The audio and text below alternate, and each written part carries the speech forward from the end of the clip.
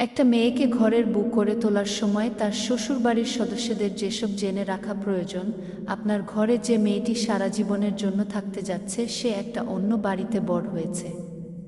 স্বাভাবিকভাবেই তার বাড়ির রুলস এবং রিচুয়ালস আপনার বাড়ির চেয়ে আলাদা হবে। সে একদিনে আপনার বাড়ির নিয়ম মতো হবে না এবং সারা জীবনে কোনো দিনই 100% মিলবে না। সর্বপ্রথম এটা বুঝুন, অনেকেই কথা কম বলে, তাই প্রথমেই অহংকার ভেবে নেবেন না। হয়তো সে বুঝে নিয়ে মিশতে চাইছে। আলাপি হতে অনেকের সময় লাগে। তাকে অবজার্ভ করুন। বাবার বাড়ির কোনো বিশেষ বিষয় নিয়ে তাকে খোঁটা দেবেন না।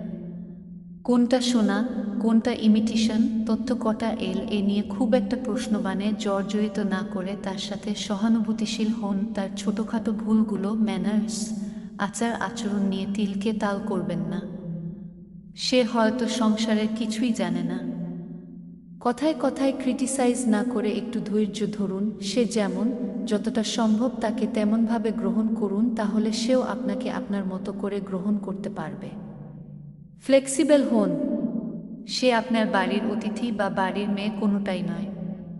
বাড়ির নতুন বউ বোধহয় অতিথি আর মেয়ের মাঝামাঝি কিছু একটা। তাই তার কাছে প্রথম থেকেই পাহাড় সমান এক্সপেকটেশন রাখবেন না। আবার অতিথির মতো ঘরের ইনভলভমেন্ট থেকে দূরে সরিয়ে রাখবেন না। আপনাদের পারিবারিক আলাপে তাকে অংশগ্রহণ করতে দিন। ভাসুরের সামনে অমুক বল কেন, শ্বশুরের সামনে তমুক বলাটা ঠিক হয়নি, এসব মনে পুষে রাখবেন না। পরে আড়ালে তাকে বুঝিয়ে বলুন। সে আস্তে আস্তে স্থানকালপাত্র বুঝে যাবে। স্টাডি এবং ক্যারিয়ার ফোকাসড মেয়ে হলে বিয়ের পর অনেকেই সংসারের কাজ দ্রুত শিখতে পারে না। সময়ে সময়ের কাজ করতে হবে এমন দাবি না রেখে একটু মানিয়ে নিন। বিয়ে হয়েছে মানে সাত সংসার সামলাতে হবে, এই এক্সপেকটেশন রাখবেন না। তার নিজস্ব জগতকে সম্মান করুন। প্রয়োজনে আপনিও টাইম বের করে ফেলুন। পজিটিভ ওয়েতে কথা বলুন। কিছুই পারো না, এর বদলে এভাবে চেষ্টা করলে সুবিধা হবে, এমন বলুন। আপনি পজিটিভ থাকলে তার মধ্যেও নেগেটিভিটি আসবে না, ভয়ভীতি কাটবে।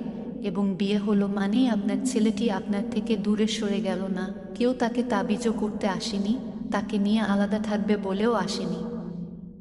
বরং আপনার বার্ধক্যে বা অনুপস্থিতিতে আপনার মতো করেই আপনার সন্তানকে দেখার জন্য একজন এলো। তাকে কদর করুন। আপনিও বার্ধক্যে একজন মনের মতো সঙ্গী পাবেন। এখন আপনি ভাবতে পারেন, একতরফা বলছি।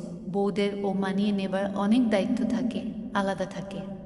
তবে কি বিয়ের মতো রাজনীতি আর কি বা আছে তা তো আপনিও জানেন এত বছরের অভিজ্ঞতায়। সেই রাজনৈতিক ময়দানে পূর্ব প্রস্তুতি ছাড়া একটি মেয়ে এসে পড়েছে। সংসার জীবনে অজ্ঞাত, অথচ সংসার করতে চায়। সংসার করবে বলে নিজের বাড়ি ছেড়ে একা একা আপনার সম্পূর্ণ পরিবারের সদস্য হয়েছে। আপনার পরিবারে, আপনার কালচারে, আপনাদের মধ্যে, আপনার ছেলের প্রতি আশ্বস্ত হয়ে।